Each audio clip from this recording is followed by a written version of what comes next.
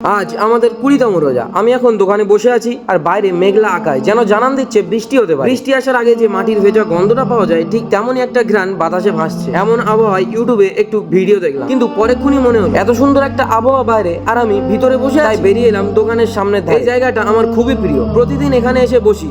মেঘলা আকাশ, হালকা হাওয়া আর চারপাশের পরিবেশ যেন মন ছুঁয়ে যাচ্ছে। কিছুক্ষণ বাইরের সৌন্দর্য উপভোগ করে ভিতরে ফিরে এলাম এবং স্কুটির ব্যাটারিটা একটু বুঝতে বসা। সময় যে কখন কেটে গেল বুঝতেই পারলাম না এই কাজটা করতে করতে।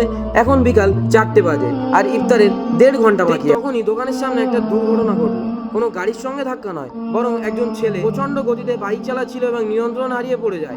সৌভাগ্যবশত সে বড় কোনো আঘাত পায়নি, আল্লাহ তাকে রক্ষা করেছে। এরপর দ্রুত বাজারে গিয়ে আমি ইফতারের জন্য দই, ক্যাম্পাস, চিপস কিনে আনলাম, কারণ ইফতারেরও টাইম হয়ে যাচ্ছে। কিছুক্ষণ পর আমার ভাই ইফতার নিয়ে চলে। আজকের ইফতারের মেনু ছিল পেঁয়াজু, ছোলা দিয়ে আলু ভাজি, শাক আলু, শসা, কলা, খেজুর, সুজি ও দই। চলো এবার ফটাফট ইফতারটা করে নেওয়া যায়। ইফতারটা কমপ্লিট করলাম।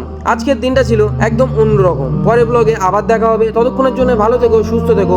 আল্লাহ হাফেজ।